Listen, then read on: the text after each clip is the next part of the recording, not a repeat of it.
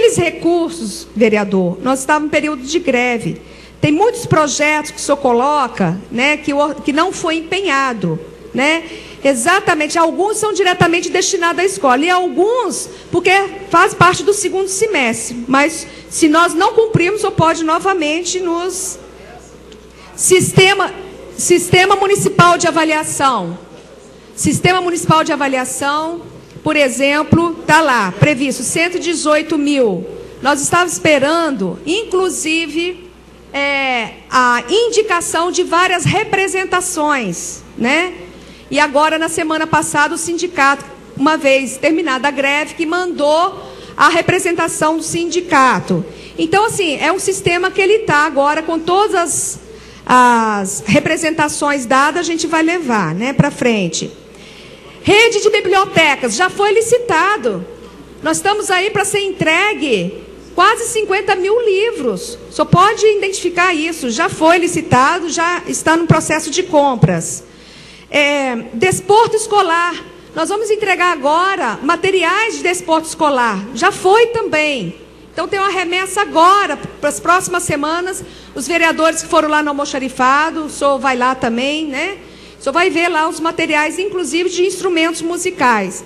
E com relação a instrumentos musicais, a gente manda, vereadora, para as bandas, de acordo com as demandas. Nós normatizamos a guarda desses materiais. Porque o que estava ocorrendo? Estava havendo muito empréstimo às comunidades de uma forma aleatória. Então, a gente tomou isso, patrimônio, a gente fez um levantamento, tudo, normatizamos isso. Agora, o que a banda precisa? Porque uma coisa é banda, outra coisa são os grupos de música que tem, que utiliza, às vezes, um saxofone, utiliza, às vezes, outros instrumentos que a banda não utiliza. Então, esses instrumentos, eles estão sendo distribuídos de acordo com o trabalho naquela realidade ali daquela escola, tá? Mas nós já compramos e entregamos, e agora a senhora viu lá no almoxarifado uma nova remessa, inclusive microfones, caixas de amplificadores para as escolas, né? Junto com alguns equipamentos, com critérios, obviamente, de acordo com a demanda da escola. Tá? Com relação a o que está sendo feito com os problemas estruturais das escolas, nós temos vários relatórios. Não é verdade que a Secretaria de Educação, ela não faz planejamento, ela não acompanha. Eu, particularmente, tenho acompanhado cada obra, né? Só que nós precisamos, em relação ao tempo, aumentar a nossa ida à escola, aumentar a equipe de fazer, né, essas obras. Isso é algo para a gente realmente ser discutido e ser garantido nas escolas, né? Agora, eu gostaria, voltando a uma reflexão, eu, como professora, eu não posso, primeiro, culpabilizar que as coisas que acontecem na escola, a culpa é dos professores. Eu não posso culpabilizar, porque falar o que é excelência, o que é qualidade da educação. Primeiro, qualidade da educação é algo que se constrói permanentemente. Se a gente conquistou alguma coisa hoje, daqui a pouco a gente vai querer outras coisas. E a qualidade é algo permanente, não é fixo. Se eu pego, e aqui eu tenho todos os dados, né, porque nós trabalhamos muito nesses dados junto ao planejamento, fala-se um pouco da gestão, e eu trabalhei na gestão Vitor Buarque, mas aqui nós tínhamos uma taxa de reprovação na época de Vitor Buarque de 19,2%. Uma taxa de evasão, por exemplo, de 5,9%, 6,0%.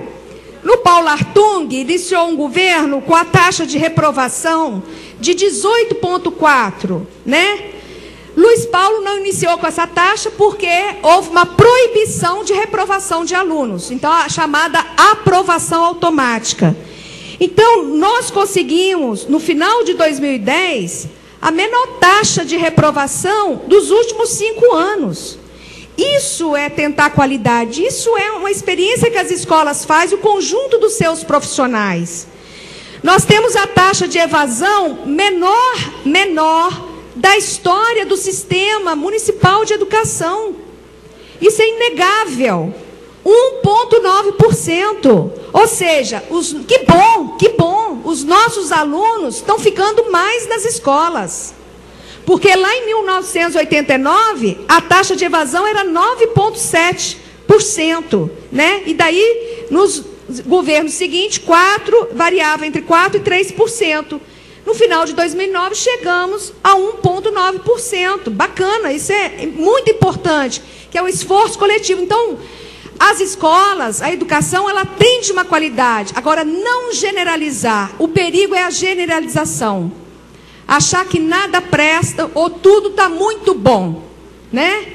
Nós sabemos das experiências, às vezes escolas que com a ótima infraestrutura, às vezes o ensino não tem uma qualidade adequada, às vezes a gente vê escolas com uma infraestrutura precária, mas há uma qualidade ali nos processos de ensino-aprendizagem. Então a gente tem que entender que contexto é esse, que universo é esse que nos diz. Por exemplo, temos 3 escolas que elas foram praticamente feitas na mesma época.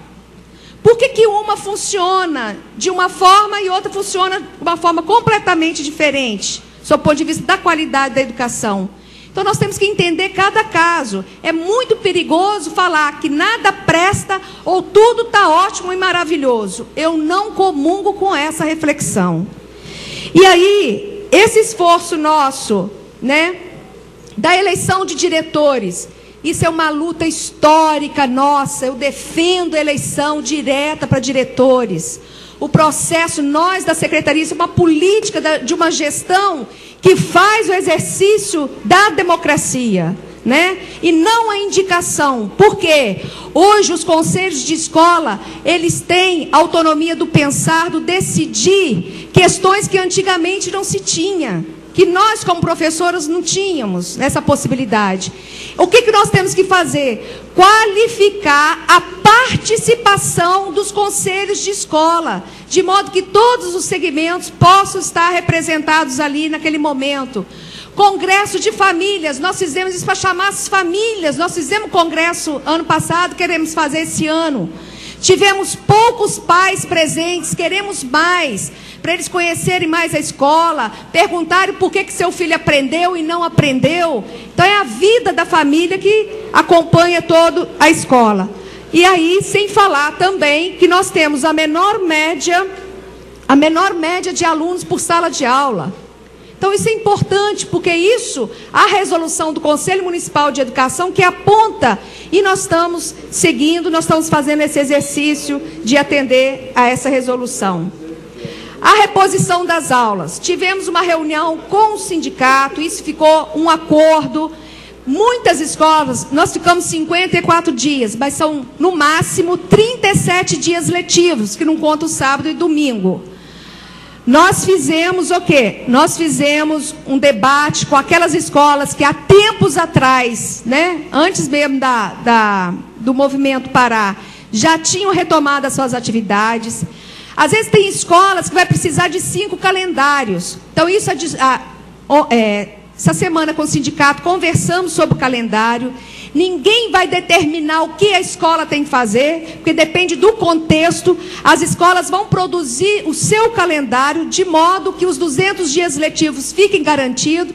Tem situações, por exemplo, dias de sábado, tem religião que não permite o professor, no caso, ou a criança, a frequentar sábados. Então, às vezes, naquela comunidade não tem esse problema, ele pode utilizar sábado ou não, dependendo ali do critério, né, de cada escola. Então, acho que, e com relação ao profissional como coordenador da equipe de alimentação escolar, isso é uma prerrogativa do Executivo. A resolução não é do FNDE, a resolução é do Conselho Federal de Nutrição. O que ela fala? Que nós temos 9 nutricionistas, um dos nutricionistas pode ser indicado pela secretária, ser responsável técnico daquele período, para a gente proporcionar o rodízio entre os nutricionistas, né? Por que nós fizemos a opção de convidar uma pessoa do magistério, ou seja, uma professora, para assumir essa função de coordenação da alimentação escolar? Porque a nutrição ela tem uma experiência muito rica, muito importante, mas o cotidiano da escola é diferente de um hospital, é diferente de uma unidade de saúde, né? Então a gente tem que pensar como as crianças pequenas, se podem, não podem, quando é que elas devem usar a mamadeira, por exemplo, os cardápios. Então a escola é muito mais rica em termos de informação, porque tem diferentes, a gente está lidando com crianças, com adolescentes, com adultos ali, então precisa ter um olhar pedagógico também sobre a nutrição, né? Sobre essa experiência da nutrição, e não só apenas um olhar técnico, né? Apenas da nutrição. Obviamente que a gente está seguindo todas as orientações das nutricionistas de uma forma competente, mas a gente quer dialogar mais com a escola sobre as decisões, as alimentações, né, que ocorrem no interior da instituição. Então, acho que é isso que eu, nesse momento, gostaria de colocar, sabendo que muita coisa ainda tem por fazer, né? A ousadia nossa, enquanto profissional, é querer mais, e eu acho que a gente pode se pensar e falar que a qualidade da educação, ela ocorre de modo distinto para cada época. Uma coisa não garante tantas outras coisas que se faz necessário. Assim como professor sozinho não basta na escola, mas ou a infraestrutura é importante, salário é importante, outros profissionais importantes, a participação da família é importante, o prédio físico é importante. Então, tudo isso é a realidade das escolas. Ok. Pela ordem dos vereadores inscritos, vereador Gandini, pelo tempo de 3 minutos, vou solicitar aos vereadores que utilizem os microfones de à parte.